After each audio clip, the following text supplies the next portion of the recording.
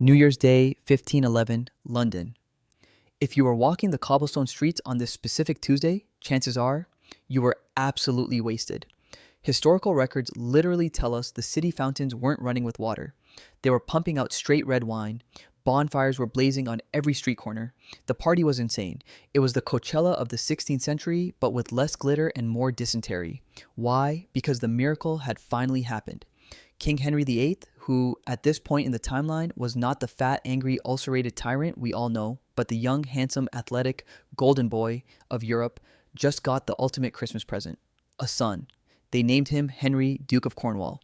To the king, this crying, red-faced baby wasn't just a child. He was the Holy Grail. He was the living, breathing receipt that the Tudor dynasty was legit. The succession was safe. The stock market of the monarchy was at an all-time high.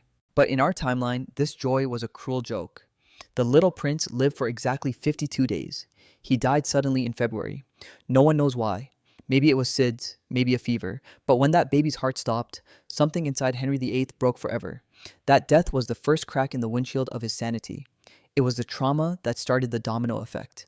It led to the desperation, the obsession, the 6 wives, the 2 beheadings, and the total chaotic restructuring of English society. The monster we know was born the day his son died. But today, we are going to play God. We are going to stop the clock at day 53. Let's tweak the biology just a little bit. Let's say the fever breaks in the middle of the night. The baby coughs, he spits up, and he wakes up hungry. The crib doesn't go silent. The prince lives. Suddenly, Henry VIII gets exactly what he always wanted. He has the perfect Spanish wife, Catherine of Aragon. He has the perfect healthy heir. He has the perfect life. And right now, you might be thinking, wow, happy ending, right? No beheadings, no drama, everyone wins. Wrong. Because history teaches us a brutal lesson. Sometimes, getting exactly what you want is the worst thing that can happen to you. Buckle up. We aren't just erasing a monster, we are creating something much, much scarier. We are about to turn England into a zombie nation. We are about to trade chaos for a silence so heavy it crushes the modern world. Fast forward 20 years. The year is 1531. The partying is over. The hangover has settled. Let's meet the main character of this new reality. The boy who survived the fever, Prince Henry, the Prince of Wales. He is 20 years old. He is half English, half Spanish. And to put it in modern terms, he is the ultimate trust fund baby. Actually, let's be real. He is the world's most powerful Nepo baby. You have to understand the difference here. In our timeline, the Tudors were scrappy. They were paranoid. They were survivors. They had to fight for every inch of power because they knew how easily it could be taken away. But this prince, he has never known a single day of struggle. He has never been hungry. He has never been afraid. He has never been told no. He is the miracle child raised by a doting father and a mother, Catherine of Aragon, who is still the powerful, untouched queen. She has raised him in a bubble of velvet and rigid royal protocol. So what kind of future king does this boy become? He isn't a revolutionary. He isn't a warrior. He is a bureaucrat. He is a daddy's boy. He grows up believing that England and Spain are one big happy corporate merger. He speaks Spanish as fluently as English. He dresses in the somber black velvet fashion of Madrid. To him, the world is perfect exactly the way it is. Why change anything? And look at his father, Henry VIII. This is the biggest shock. In this timeline, Henry VIII never becomes the fat, angry tyrant we see in the portraits.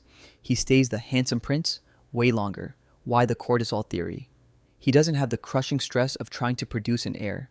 He doesn't have the sleepless nights plotting how to get rid of a wife. He doesn't have the guilt of signing death warrants for his friends. He becomes a smug dad. He is the guy who peaked in high school and is just riding that wave forever. He spends his days hunting stags, hosting massive jousting tournaments, and eating feasts, completely content to let his intense wife and his Spanish advisors run the actual government. He is happy, he is stable, he is boring, and that is the tragedy. The Tudor fire, that desperate, manic, terrifying energy that eventually forced England to reinvent itself, it's gone. It has been smothered by a warm, heavy blanket of comfort and stability. England is safe inside a golden cage. But do you think that's a good thing? Is a happy king worth a stagnant country? Let's look closer, because the door to the cage is about to lock. The year is 1533. Mark this date in your mental calendar. In our history books, this is the year of the break. This is the year Henry VIII finally dumps Catherine and marries Anne Boleyn. It was the year England declared its independence and started its messy, chaotic journey toward becoming a superpower.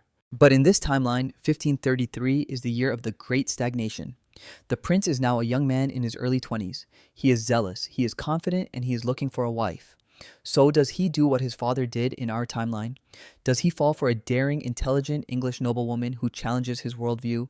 Absolutely not. He plays it safe. He doubles down on the family business. He marries a Portuguese or Spanish princess, likely his own cousin. And with that wedding ring, the trap snaps shut. The web of the Habsburg Empire, the massive conglomerate that controlled Spain, Germany, and half of Italy, tightens around England's throat. We are no longer an independent island nation. We are now firmly embedded in the United States of Europe, run by bureaucrats in Madrid and Vienna. And then, the world starts to change. Across the channel, the Renaissance is happening. New ideas about science, trade, and economics are bubbling up. The printing press is churning out revolutionary ideas about capitalism, about individualism, about questioning authority. Now look at the leadership. In our history, Henry VIII, the opportunist, eventually looked at the chaos of the world and saw a ladder. He used the turmoil to grab power and money for himself. He seized the land of the church not for theology, but for cash. He sold that land to a new class of people, the gentry, the entrepreneurs, the people who would eventually build the British Empire. But here, with the prince whispering in his ear, England reacts differently. They don't seize the opportunity. They fear it. The crown doesn't need money. They are rich. They are backed by Spanish gold, so they don't dissolve the monasteries. They don't break up the massive feudal estates. The land stays locked in the hands of the old dusty aristocracy. Think about the economics of this disaster. The gentry class, the innovators, the merchants, the guys who would eventually start the Industrial Revolution, they never rise. There is no land for them to buy. There is no social ladder for them to climb. If you are born a peasant in this timeline, you die a peasant. If you are born a lord, you stay a lord. The social mobility of England freezes solid. The prince finds his calling. He becomes the guardian of tradition. He convinces his father that England's destiny isn't to explore the seas or invent new technologies, but to maintain the status quo. England becomes a police state, not a religious one, but a bureaucratic one. A network of royal inspectors is established to hunt down dangerous ideas. The state becomes obsessed with stability. If you are caught owning a printing press that publishes unapproved books about astronomy or new farming techniques, you don't get a grant. You get shut down. You get thrown in the tower for disturbing the king's peace. How intellectual life is strangled. You keep your head down, you pay your taxes to the feudal lord, and you never ever try to invent a steam engine. Do you see where this is going? Now let's zoom out, way out. Until now, we've been talking about palace intrigue inside London. But the survival of Henry's son doesn't just change England, it redraws the entire map of the world. Look at the board. The prince is the nephew of the Holy Roman Emperor. England and Spain aren't just allies, they are family. This is the ultimate corporate merger. It makes the Anglo-Spanish alliance the bedrock of European politics. Think of it as the NATO of the 16th century, but with more velvet and arranged marriages. Let's see who the loser is in this scenario. That would be France. France is now completely screwed. Look at the map. They are sandwiched. To the south, you have Spain. To the east, you have the Holy Roman Empire. And now to the north, you have a hostile England that is totally synced up with Madrid. In our history, England and France fought constantly, but England was often distracted. In this world, England has free hands. France probably gets carved up like a geopolitical Thanksgiving turkey. The map of Europe looks radically different, dominated by a massive, suffocating Habsburg Tudor power block. First off, let's talk about 1588. In our history books, this is the legendary year of the Spanish Armada. Spain tries to invade England. Queen Elizabeth gives a great speech at Tilbury. The weather gets involved, and England wins a miraculous underdog victory that proves they rule the waves. In this timeline, cancel that. Delete it. There is no Spanish Armada. Why on earth would Spain attack its closest ally? King Philip of Spain isn't trying to invade London. He's probably visiting for a summer vacation. Instead of fighting each other in the English Channel, imagine the Royal Navy and the Spanish Armada joining forces. It becomes the greatest naval superpower the world has ever seen. Nobody can touch them. The Atlantic Ocean becomes an Anglo-Spanish lake, but that's just Europe. The biggest, most mind-bending change happens across the ocean. The New World. America. Think about how America was colonized in our timeline. It was messy, it was violent, it was a race. England was late to the party. So Queen Elizabeth secretly hired pirates privateers like Sir Francis Drake to rob Spanish treasure ships. The whole English economy was practically built on stealing gold from Spain and being scrappy underdogs. And then who did we send to actually live there? We sent the rebels, the outcasts, the people who hated the system. They fled to Massachusetts because they wanted to build a new society. They gave us the spirit of independence, the suspicion of authority, the don't tread on me vibe. Now flip the script. England is friends with Spain. They are partners. Why would they fight over the New World instead of a violent free-for-all? They sit down at a table with a map and divide the Americas politely. You take Mexico, we'll take Virginia. Sound good? Great. Let's sign the treaty. There is no need for pirates. In this world, Sir Francis Drake is probably just a boring, respectable merchant captain shipping wool to Belgium. What a buzzkill. And the rebels, the people who wanted freedom, they don't exist. Their radical ideas were crushed by the prince's bureaucracy back in London before they could spread. There is no persecution driving people to flee across the ocean. So who settles North America, loyal, boring English subjects? Second sons of aristocrats looking for easy land. They don't come looking for freedom. They come looking for real estate. Imagine the result. There is no Plymouth Rock, no Thanksgiving. North America becomes a joint Anglo-Spanish venture. Imagine New York City, but it looks like a Gothic nightmare. It's founded by royal bureaucrats and Spanish merchants. It is stable, it is orderly, it is conservative. But the idea of the United States, a rebellious republic founded on the ideas of liberty, revolution, and no taxation without representation, deleted. It never happens. The Declaration of Independence is never written. George Washington is just a loyal officer in the King's Army wearing a red coat saluting a portrait of King Henry IX. We traded the chaos of history for a stable Anglo-Spanish empire that rules the world with a dull, heavy hand. Do you think that's a fair trade? Because we just erased the modern world. Now we have to talk about the cost. Every time you rewrite history, there is collateral damage. There are victims. And in this timeline, the victims aren't necessarily the people who die. It's the people who are erased. We are about to ghost some of the most famous people who ever walked the earth. First up on the chopping block of history, Anne Boleyn. In our world, she is the ultimate main character. She is the temptress, the political genius, the reason England broke the mold. She is the woman who made a king lose his mind. But in this timeline, King Henry VIII has a son. He is secure. He might still be a player. He might still find Anne Boleyn attractive. But does he divorce the Queen of Spain for her? Does he risk an international war for her? No. He probably makes her his mistress. She becomes a side chick, a scandal for a few months, maybe a year. But eventually, the king gets bored. He discards her. She gets married off to a boring duke or a minor earl in the countryside to hush up the affair. Let's see what her life looks like. She has 5 kids. She manages a household. She gains weight. She dies in her bed at age 50 with her head fully securely attached to her shoulders. She survives, yes, but she loses her immortality. She becomes a footnote that no one bothers to read. And because Anne Boleyn remains a nobody, the domino falls. There is no Queen Elizabeth I, the Virgin Queen. Gloriana, the woman who defined the English identity. She is never born. She is never even conceived. That entire era, the giant ruffs, the white makeup, the speeches about having the heart and stomach of a king, deleted. And this is where it really hurts. Because you can't have the Elizabethan age without Elizabeth. Think about the culture. Without the chaos, the anxiety, and the fierce independence of that era, what happens to William Shakespeare? We like to think of genius as something inevitable, that Shakespeare would be Shakespeare in any universe. I don't think so. The bard thrived on anxiety. He wrote for a nation that was fighting for its life. He wrote about paranoia, about usurped crowns, about the us versus them mentality. His audience was hungry for blood and glory because they were living on the edge of a knife. But in Prince Henry's safe, censored, bureaucratic England, what is there to write about? There is no tension. There is no national identity crisis. The royal censors are watching.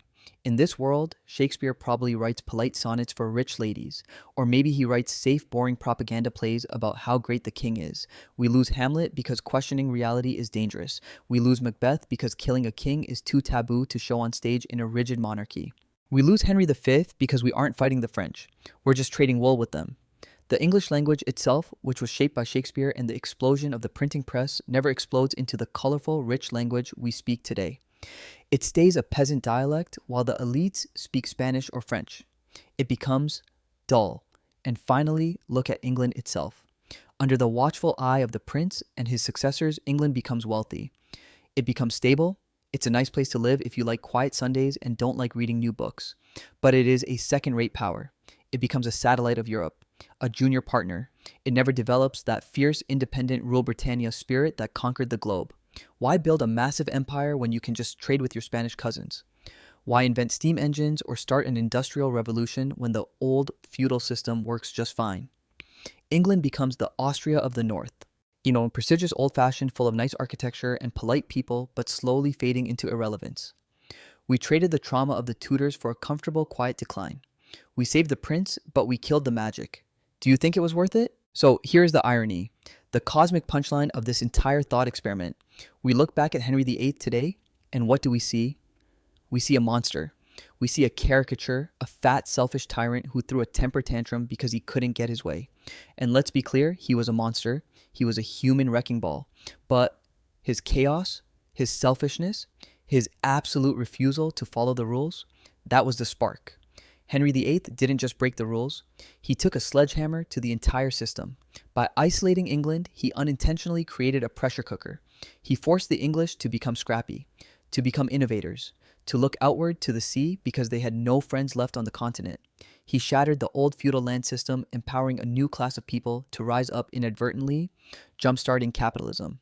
That chaos, that desperation, that me against the world mentality, that is what created the British Empire. That is what created the DNA of the United States of America.